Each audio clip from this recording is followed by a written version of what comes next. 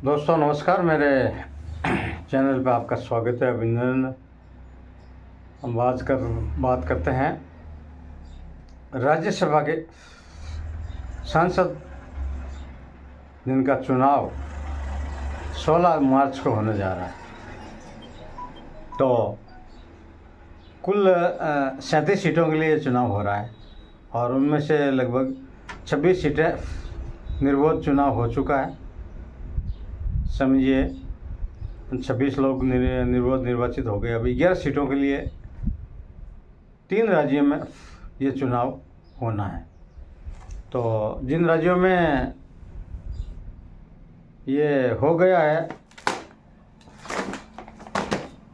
जो महाराष्ट्र की 7 सीटों के लिए चुनाव हो चुका है, निर्विरोध निर्वाचन हो चुका है। तमिलनाडु की 6 सीटें थी, उनका निर्विरोध निर्वाचन हो चुका है। पश्चिम बंगाल की 5 सीटें थी, उनका निर्वाचन हो चुका है। तो और असम की 3, छत्तीसगढ़ की 2, हिमाचल की 1 और तेलंगाना की 2। ये कुल जो 26 सीटें हैं, इन पे निर्विरोध सांसद चुने गए हैं। वो अपना जो कार्यकाल अगले का जो पूरे होगा तो इनका शपथ विधि हो जाएगा। अब हम बात करते हैं कि जिन राज्यों में पेच फंसा हुआ था, यानी कि राज्यसभा के बारे में हम आपको बीच में ये बताते चलें। एक तो राज्यसभा में 6 साल का कार्यकाल होता है और हर 2 साल से सदस्य इसमें रिटायर्ड होते जाते हैं और 1/3 के हिसाब से राज्यसभा कभी डिसॉल्व होती नहीं है दूसरे अन्य सदनों की तरह। राज्यसभा में हमेशा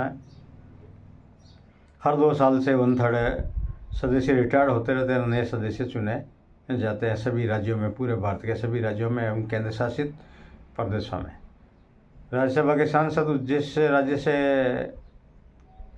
चुनाव जीतते हैं उस राज्य में वो कहीं भी अपने विकास के कार्य फंड, जो इनको फंड लोकसभा की तरह इनको भी फंड जो मिलता है, उस फंड का ये उपयोग कहीं भी कर सकते हैं। बाकी सारी जो लोकसभा के सदस्यों को सुविधा मिलती है वो राज्यसभा के सदस्यों को।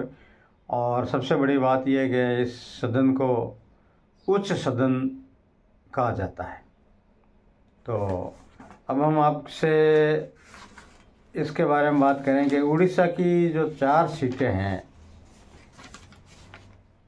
जिसके लिए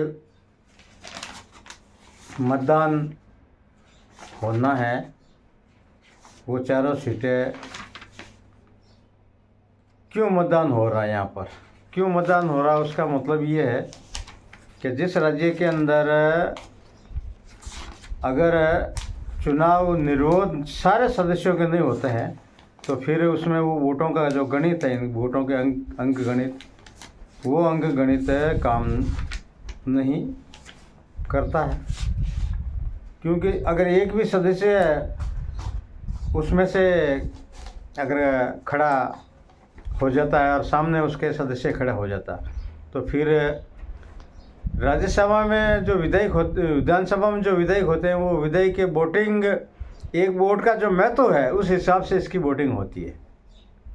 तो इसलिए अगर जितनी सीटों पे चुनाव हो रहे हैं वहाँ अगर निर्विरोध निर्वाचित हो रहे हैं तो सारी सीटों पे एक साथ ही हो जाते हैं, अन्यथा फिर वो पेच फंस जाता है तो वहाँ चुनाव होता है। एक तो ये सबसे बड़ी बात ये है। तो उड़ीसा के अंदर निरंजन मिश्र बीजेडी पार्टी से थे और 2026 को उनका कार्यकाल ख़त्म हो रहा है। और मुन्ना खान बीजेडी से ये भी है और इनका भी 2026 को कार्यकाल पूरा हो रहा है। तो तीसरे नंबर है सुरजीत कुमार भारतीय जनता पार्टी से, 2026 को इनका कार्यकाल ख़त्म हो रहा है। और ममता मोहतो, इनका भी कार्यकाल 2026 को पूरा हो रहा है। तो ये 4 सदस्य हैं उड़ीसा के लिए जो इनका चुनाव होना है उड़ीसा के। उसके बाद में बिहार के 5 सदस्यों का चुनाव होना है। तो बिहार में भी वही सीटों के पेज के हिसाब से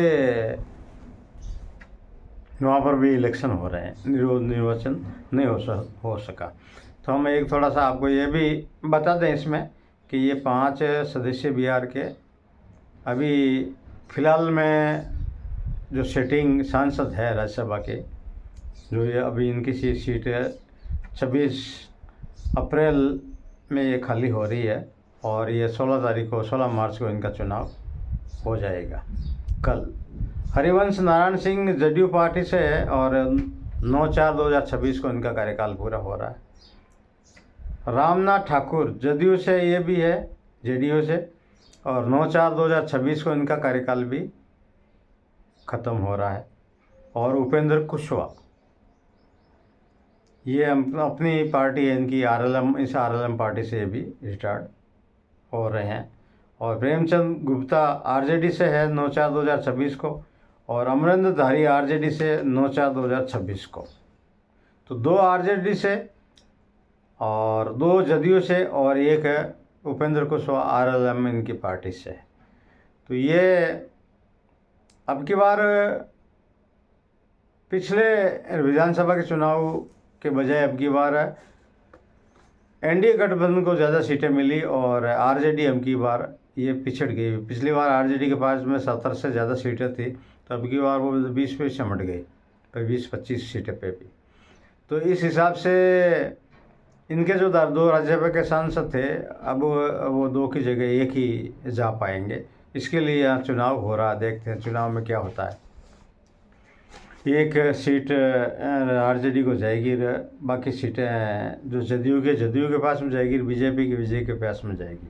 और उपेंद्र कुशवाहा को भी इन्होंने टिकट दे रखा है। तो ये बिहार की 5 सीटें थी। अब हरियाणा में 2 सीट है, 5, 4, 9 और 2 सीट हरियाणा की बची है। तो हरियाणा में इन 2 सीटों पे चुनाव हो रहा है, जहाँ ये सीट खाली इन सांसदों के हिसाब से हो रही है। किरण चौधरी जो भारतीय जनता पार्टी से थी और 26/8/2026 को ये भी रिटायर्ड हो रही है। और रामचंद्र जागरा 9/4/2026 को ये भी रिटायर्ड हो रहे हैं। तो हरियाणा में ये 2 सीटें खाली हो रही है। इन दोनों पे हरियाणा में भी कांग्रेस और भारतीय जनता पार्टी के बीच में पूरी रस्साकंची है। तो ज़्यादा सदस्य सरकार भारतीय जनता पार्टी की है, तो उसमें ये 1 सीट अपनी वो जीतेंगे और 1 सीट के लिए यहाँ पर बीच में 1 सीट पे निर्दलीय ने अड़ंगा डाल दिया है, यानी वो खड़े हो गए हैं। तो उस हिसाब से देखते हैं। 16 तारीख को कल मतदान होगा और उसके बाद में पता चलेगा। 26 सीटें तो आप समझें निर्वाचन इनका हो ही गया है, और जो पीछे बची है 11 सीटें, इन पे कल मतदान होगा। और मतदान होने के तुरंत बाद ही उसी दिन यानी कल 16 तारीख को यहाँ रिजल्ट आ जाएगा। तो हमने जो राज्यसभा की अभी जो मार्च 16 को चुनाव हो रहे हैं उसकी जानकारी अपडेट की और उन सदस्यों के नाम बताए जो रिटायर्ड हो रहे हैं और जो जीत गए हैं उनका आंकड़ा आपको दिया। तो वीडियो को लाइक करें, चैनल को सब्सक्राइब भी ज़रूर करें। आपका बहुत बहुत धन्यवाद। जय हिंद, जय भारत।